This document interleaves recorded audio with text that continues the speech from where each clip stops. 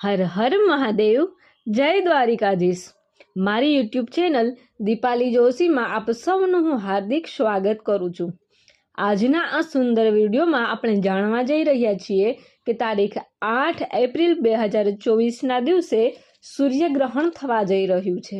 પરંતુ એમ કહેવાય કે 52 થી 53 વર્ષ પછી આ સુંદર સંયોગ થવા જઈ રહ્યો છે। તો જાણો કે આ સૂર્યગ્રહણના સમયમાં શું કરવું જોઈએ, શું ન કરવું જોઈએ અને સૂર્યગ્રહણનો આ દુર્લભ સંયોગ કયો છે અને ભારતમાં સૂતક લાગશે કે નહીં લાગે। તો જો તમને આ માહિતી સારી લાગે તો ચેનલને લાઈક, શેર અને સબસ્ક્રાઈબ કરવાનું ભૂલશો નહીં। ધન્યવાદ। આવતીકાલે સૂર્યગ્રહણ થવા જઈ રહ્યું છે। વર્ષનું પહેલું સૂર્યગ્રહણ એ આ સોમવતી અમાવસ્યાના દિવસે થવા જઈ રહ્યું છે। 8 એપ્રિલે આ સૂર્યગ્રહણ થશે, તેથી જ તેને ખૂબ મહત્વનું માનવામાં આવે છે। સૂર્યગ્રહણ થવાનું છે એ વર્ષનું પહેલું સૂર્યગ્રહણ છે કે જે આ ફાગણ મહિનાની અમાવસ્યાના દિવસે એટલે કે 8 એપ્રિલે થવા જઈ રહ્યું છે। તેને ખૂબ જ મહત્વનું પણ માનવામાં આવે છે અને એવું પણ કહેવામાં આવે છે કે સૂર્યગ્રહણ એ લોકોના જીવનને સંપૂર્ણપણે પ્રભાવિત કરે છે। સૂર્યગ્રહણ એ એક ખગોળીય ઘટના છે। જ્યારે ચંદ્ર, સૂર્ય અને પૃથ્વીની વચ્ચે આવે છે ત્યારે સૂર્યગ્રહણ થાય છે। વૈજ્ઞાનિકોના મતે 8 એપ્રિલે સંપૂર્ણ સૂર્યગ્રહણ થવા જઈ રહ્યું છે કે જે 52 થી 53 વર્ષમાં સૌથી લાંબુ સૂર્યગ્રહણ હશે। તો ચાલો આપણે જાણીએ કે સંપૂર્ણ સૂર્યગ્રહણ શું છે અને આ સૂર્યગ્રહણ કેમ ખાસ માનવામાં આવે છે।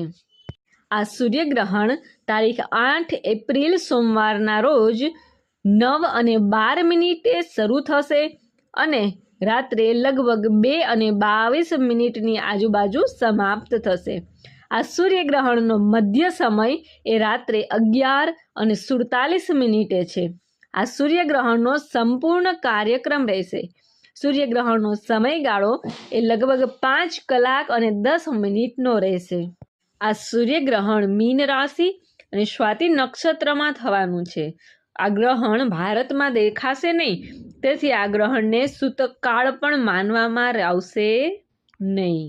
એટલે કે આ ગ્રહણની દેશ અને દુનિયા પર કોઈ પણ જાતની શારીરિક અસર, આધ્યાત્મિક અસર કે સૂતક અસર કે કોઈ પણ પ્રકારની ધાર્મિક અસર થવાની નથી। આ ગ્રહણ દરમિયાન ભારતમાં રહેતા તમામ લોકો માટે સામાન્ય દિનચર્યા રહેશે।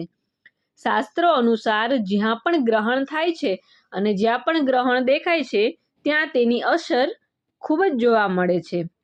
52 થી 53 વર્ષ પછી આ વર્ષનું પ્રથમ સૂર્યગ્રહણ એ પોતાનામાં વિશેષ માનવામાં આવે છે, કારણ કે 8 એપ્રિલના રોજ સંપૂર્ણ સૂર્યગ્રહણ થશે અને તે ખૂબ જ લાંબુ સૂર્યગ્રહણ માનવામાં આવે છે।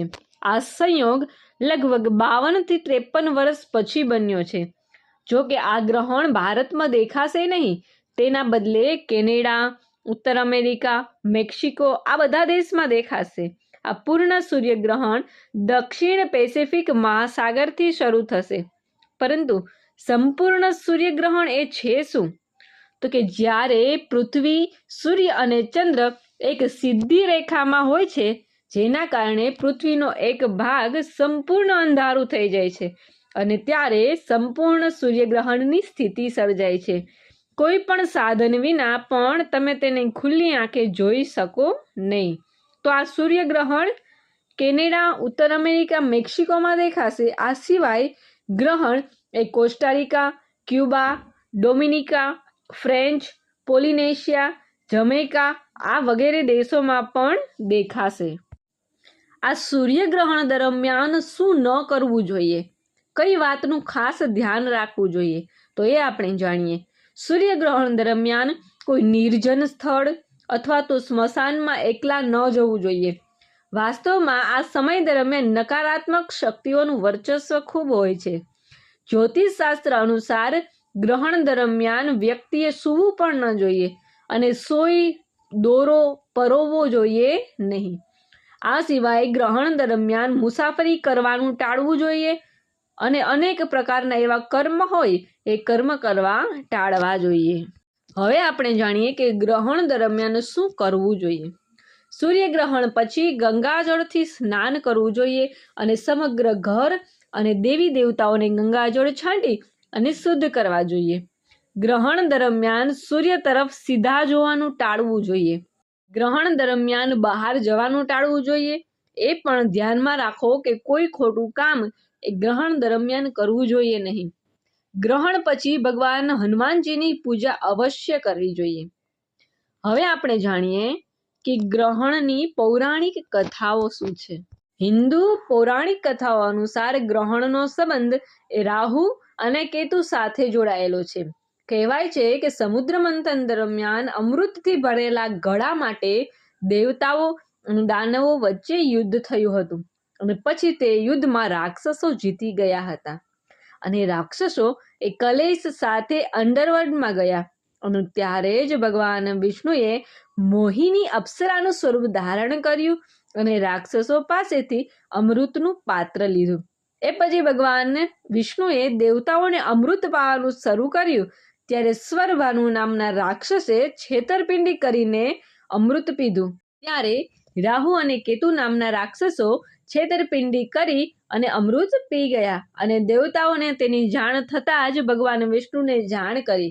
પછી ભગવાન વિષ્ણુ એ સુદર્શન ચક્રથી તેનું મસ્તક એ ધડથી અલગ કરી દીધું.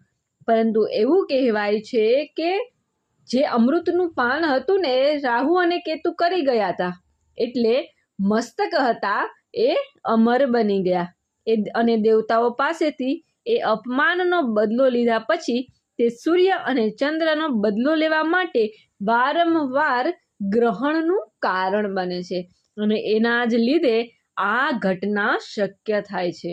તો તમને આ વિડીયો સારો લાગે તો ચેનલને લાઈક, શેર અને સબસ્ક્રાઈબ જરૂરથી કરજો. ધન્યવાદ.